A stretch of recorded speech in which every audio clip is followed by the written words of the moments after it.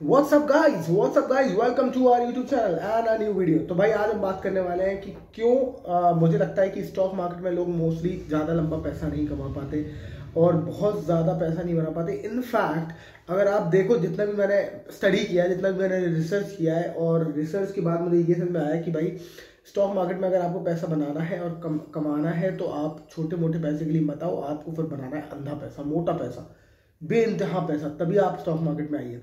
क्योंकि आप यहाँ रिस्क लेते हो यार, आपका जो कैपिटल है वो एक स्टेक पे लगा हुआ है। तो आपने एक कैपिटल अभी अपना स्टेक पे लगाया और तब भी आप एक एवरेज रिटर्न लेके निकल रहे हो, तो फायदा क्या हुआ फिर। तो मुझे जो एक बात समझ में आई कि क्यों मोटा पैसा लोग नहीं कमा पाते स्टॉक मार्केट में, और जितना मैंने स्टडी किया और रिसर्च किया लोगों से, और मेरे एक्सपीरियंस से भी ये बात सही है कि क्योंकि because of the only reason कि स्टॉक मार्केट में जैसे ही आपको प्रॉफिट निकल दिखता है, आपको खुशी होती है और आपको खुजली होती है कि स्टॉक्स को बेच दें। अब इसमें दो चीज़ें हैं स्टॉक मार्केट में। एक चीज़ जो मुझे रियल एस्टेट से बहुत ज़्यादा पसंद है, एक होती है लिक्विडिटी। लिक्विडिटी कहते हैं हम किस चीज़ को। लिक्विडिटी मतलब कि बहुत सारे आप देखोगे इन्फ्लुएंसर बात करते हैं लिक्विडिटी आ रही है, लिक्विडिटी आ रही है मार्केट में। लिक्विडिटी बेसिकली ये है कि भाई कुछ नहीं, लिक्विडिटी इतना मतलब ऐसे ही टेक्निकल टर्म बना देते हैं, पर लिक्विडिटी है कुछ नहीं। बहुत सारे लोग बाय कर रहे हैं और सेल कर रहे हैं, उसको लिक्विडिटी है। मतलब कि बहुत सारे लोग हैं जो पर्टिकुलर स्टॉक्स में ट्रेड करना चाहते हैं, उसको लिक्विडिटी कहते हैं। तो बहुत सारे लोग हैं जो बेच रहे हैं, बहुत सारे लोग हैं जो खरीद रहे हैं। अगर ऐसे मार्केट में बायर और सेलर किसी चीज़ का है तो मतलब मार्केट में लिक्विडिटी बनी हुई है। अब इसमें क्या एक प्रॉब्लम ये है कि लिक्विडिटी जो है वो बहुत बढ़िया चीज़ है, क्योंकि लिक्विडिटी आपको फ़ायदा कराती है इस चीज़ में कि जब भी आपको पैसे की ज़रूरत है, अगर आप स्टॉक मार्केट में हैं इन्वेस्टेड, अगर आप म्यूचुअल फंड में इन्वेस्टेड है। प्रॉपर्टी के साथ एक सबसे बड़ी प्रॉब्लम ये है कि आप बेच नहीं सकते। आप जब भी बेचने की कोशिश करेंगे आप बेच नहीं पाएंगे और आपको वेट करना पड़ेगा। और आपको जो बायर होगा, अगर आपको फॉर एग्जांपल कोई ज़मीन है, जो मेरे पास एक प्लॉट है जो मैं बेचना चाहता हूँ, एक्चुअली मैं बेचना चाहता हूँ, मेरे पास एक प्लॉट है, पर प्रॉब्लम ये है कि मैं उस पर डिपेंडेंट हूँ। जब वो मेरे को बायर मिलेगा तब मैं उसको बेचूंगा। अब बायर भी जब वो मुझे सही रेट देगा, अब वो मुझे सही रेट कभी भी नहीं देगा मेरे भाई, वो हमेशा वो रेट देगा। वो कोशिश करेगा बायर, या तो उसको ज़रूरत हो वो तब खरीदेगा, या फिर दूसरी बात मार्केट से आप बहुत सस्ता दे रहे हो तब खरीदेगा। तो दो चीज़ों में बायर खरीदेगा।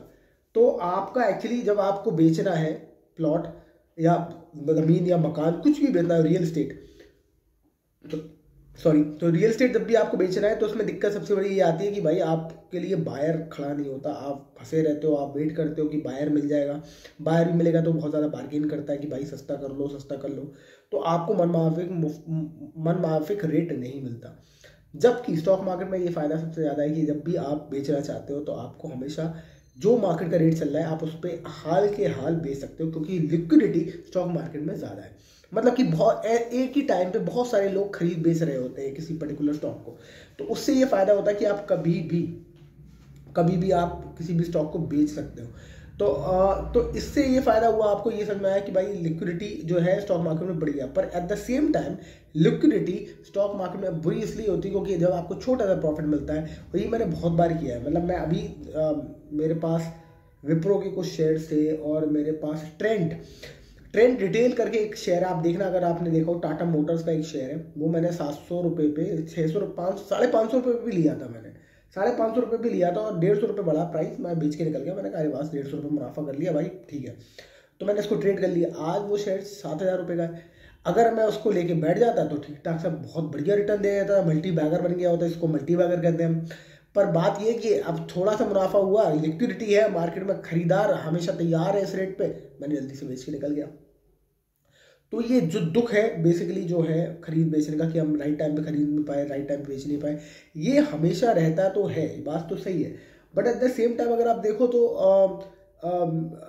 इसकी वजह से, क्योंकि मार्केट में हमेशा अवेलेबिलिटी है बायर की, आप उसको बहुत छोटे प्राइस पे, बहुत छोटे मुनाफे पे निकल जाते हो। यही एक रीज़न है कि जब आपको प्रॉफिट दिखता है स्टॉक मार्केट में, आप जल्दी से अपना शेयर बेचते हो और निकल जाते हो प्रॉफिट लेके। अगर आप इसको भी रियल एस्टेट की तरह होल्ड करो और आप देखो कि हाँ आपके पोर्टफोलियो में शेयर है, पर आपको अगर आपका विजन जो है वो लॉन्ग टर्म है, just like your real estate, just like your plot या फिर रियल एस्टेट या ज़मीन या मकान, जो भी आपका अगर इसका लॉन्ग टर्म है, आपको 20-30 साल आपको कुछ करना नहीं है, आपको उसको होल्ड करना है, तो आई कैन बेट कि ये आपको रियल एस्टेट से बहुत अच्छे रिटर्न दे सकता है। पर एक लौता सिर्फ ये रीज़न है क्योंकि आपको क्योंकि प्रॉब्लम क्या होती है, स्टॉक मार्केट में लगातार अप एंड डाउन होता है। जब आपका स्टॉक नेगेटिव जाता है आपको बड़ा बुरा लगता है। लाल हो गया, जैसे वो लाल में दिखाई देता है आपके पोर्टफोलियो, आपको लगता है अरे यार ये नीचे लॉस दिख रहा है, फिर वो और लाल हो जाता है, फिर आपको लगता है अरे यार शिट यार, फिर वो और लाल हो जाता है, आपको लगता है अरे यार बहुत लाल हो गया, आपको बहुत दुख हो रहा है। अब आप क्या करते हो, एक चीज़ करते हो, अगर आपके पास कैश है तो आप उसको और ऐड कर लोगे तो आपका प्राइस जो है वो एवरेज डाउन हो जाता है।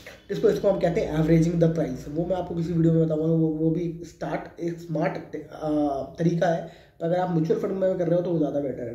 तो एक क्या होता है कि उसमें आप एवरेज कर लेते हो अपनी प्राइस, पर वो वहाँ से भी गिर जाता है, फिर आपको बहुत दुख होता है। उसके बाद क्या होता है, जब मार्केट में वो रिबाउंस आता है और मार्केट में उस पर्टिकुलर स्टॉक में जब रिबाउंस आता है वापस वहाँ पहुँच के ऊपर जाता है, तो आप देखोगे कि वो अब शेयर ऊपर चढ़ना शुरू हो गया। अब आप बोले हाँ आपके बाइंग प्राइस पे आ गया, अब आपने कहा चलो यार बाइंग प्राइस पे आ गया, स्टॉक ऊपर आ रहा है, नो प्रॉफिट नो लॉस पे खड़े हो आप।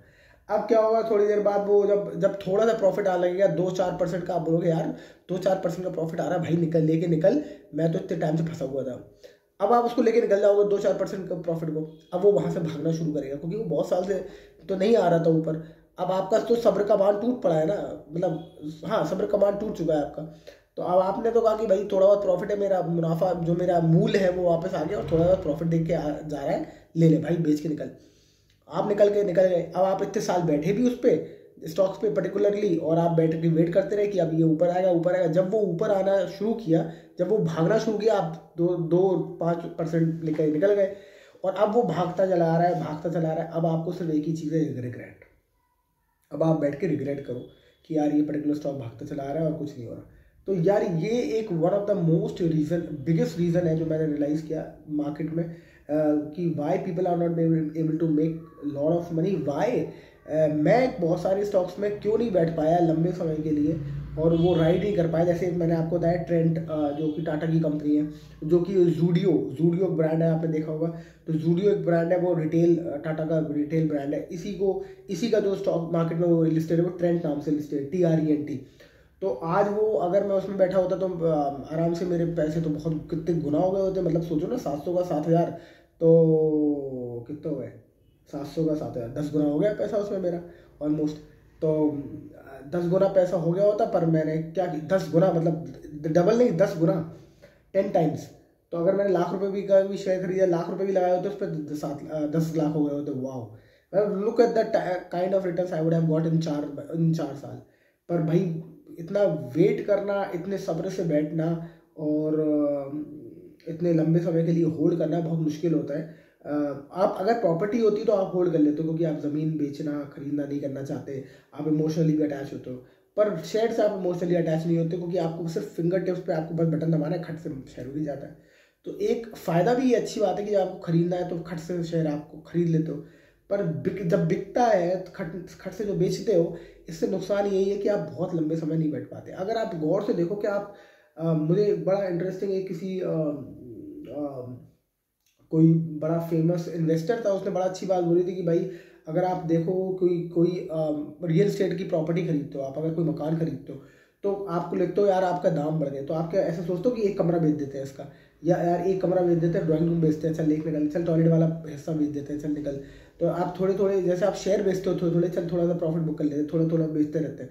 तो क्या आप ऐसे आप क्या प्लॉट बेचते हो क्या? आपने नहीं बेचते ना। जब आपको पता है कि अच्छी ज़मीन ली हुई है, आपने अच्छा इन्वेस्टमेंट किया हुआ है, तो क्यों नहीं बेचते आप पूरा ही बेचते हो ना मकान।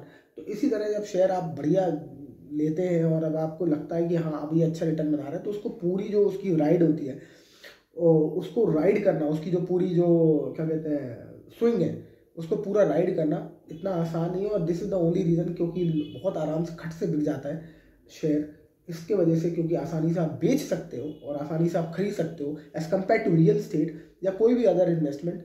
आप स्टॉक मार्केट में ज़्यादा लंबा नहीं टिक सकते, यही रीज़न है। और आई होप ये वीडियो आपको पसंद आया होगा। Yes, so like share and subscribe and I will see you in the next video. और हम ऐसे ही कोशिश करेंगे कि आसान भाषा में स्टॉक मार्केट के बारे में और चीज़ें सीखते रहें, पढ़ते रहें और समझते रहें। This is Adil sir signing off. Thank you.